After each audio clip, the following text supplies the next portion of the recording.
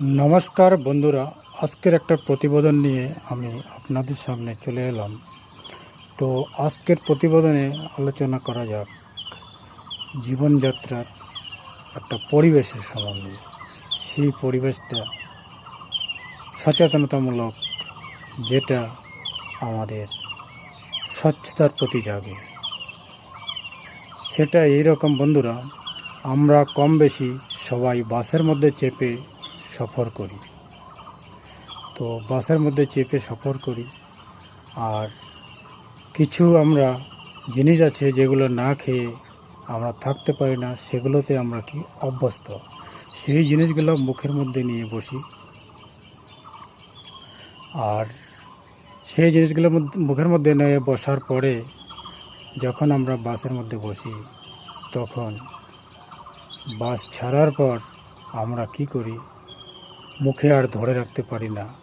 তখন আমরা জানলা দিয়ে পুচ করে, জানলা দিয়ে আপ ফু এইভাবে পুচ করে ফেলে দিই। তো তাতে কি হলো সেটা কিন্তু আপনি বুঝে উঠতে পারেননি, অথচ সব কিছুই জানেন। তো আসুন না, আমরা এই জিনিসটা থেকে একটু বিরত থাকি। কেননা আপনি যখন নিচে সেই থুতুটা ফেলে দেবেন, তার সাথে অনেক কিছুই পড়তেছে।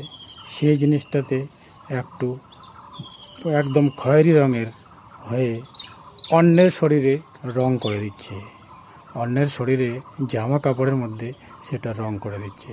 তো জানালা দিয়ে এই এত সুন্দর কাজটা আমরা যদি না করে, যদি এটা থেকে একটু বিরত থাকতে পারি, তো কেমন লাগবে বন্ধুরা?